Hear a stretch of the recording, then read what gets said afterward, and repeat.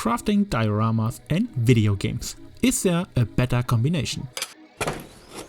No, there isn't. Thanks for watching.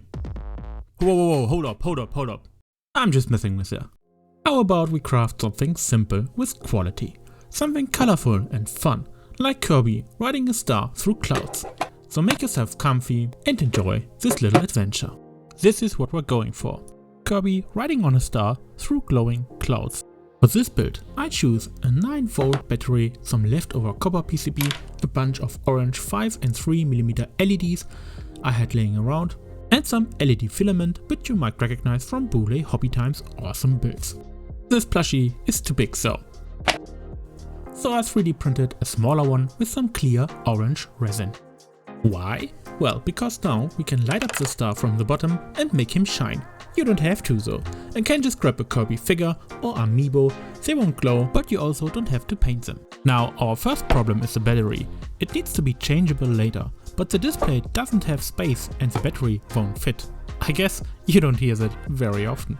So I designed a bottom part that will fit and printed it with some black PLA. This bad boy has the right size and enough space for our battery and cables. I also designed a little hole for a switch to turn this thing on. Yeah, this looks freaking good. Awesome. Now let me show you how to set up the electric circuit. At first we connect our power supply to a plug and we add a power switch to the negative supply of our battery to turn everything off. Now let's do some soldering.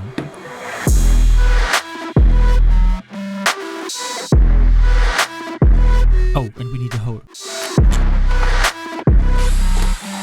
Whoops, almost forgot the plug. So, how are plugs made? Most of the times a plug is made from two components, a male connector and a female socket part. The female part will be used for the primary power circuit, so no electric parts can be accidentally touched. We have to solder the sockets onto the wires and then push them into the housing. A little test fit and we can continue with the male part.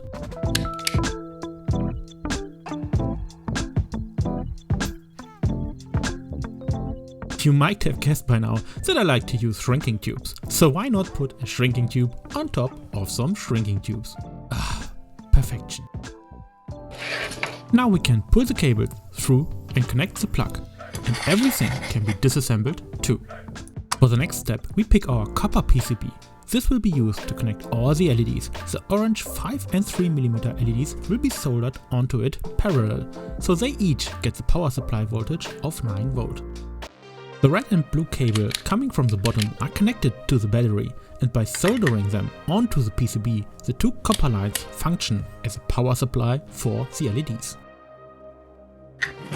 And I also made the cables pretty with some tape. Now connecting the battery and nothing explodes. Awesome, I am Iron Man. Some double-sided tape will be more than enough to glue the PCB onto the top. A quick test to see if everything works correctly. Yes, it does. Awesome. While we have the space, I scratched the middle copper PCB line and disconnected those with each other. The big line is now separated into 4 smaller lines, which are not connected to each other. This will be important later. But before we can get to the fun LED part, we need to get Kirby in position. After all, he should be riding the clouds on his star. It needs to be put in a higher position. So I grabbed a long and sturdy wire and created a wireframe strong enough to hold Kirby in position. I think that's good enough. We just need to make the star glow. I wanted to keep things simple, so I grabbed some clear tape and created a little platform on our wireframe. Then I soldered some cables on all the Boule LED filaments and picked the orange glowing one. I placed him on our platform and fixed everything with some more tape. Then I used some hot glue for the wireframe and a little 3V battery cell for a short glowing test. That looks pretty good, so I decided to grab my hot glue gun and fix everything without making another unmajor hot glue filling gaps joke. Every LED is now in place and the last step will be to cut the cables to a fitting length and solder them onto the copper PCB. Let me explain how. Each LED filament piece will be soldered on our copper PCB, but they need a 3V power supply.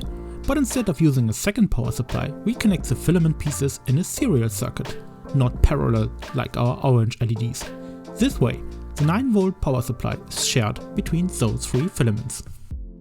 Now I just had to curse my past self for creating such a tiny workspace. It was very frustrating to solder everything together.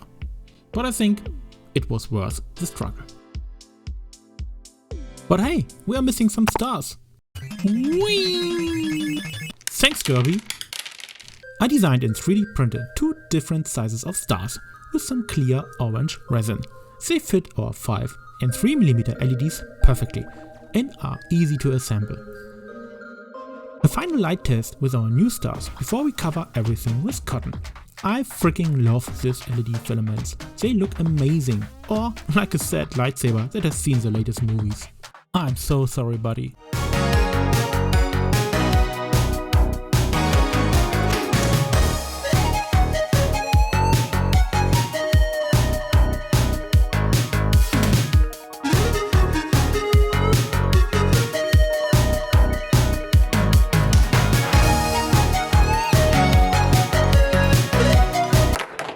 Now wait a second. Have you already subscribed?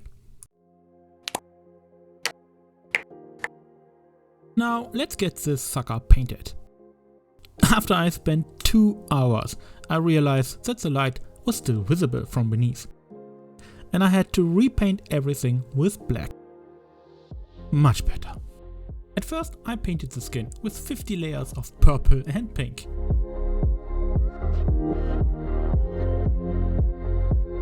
Then I continued with the red parts. And in the next step, I painted his eyes.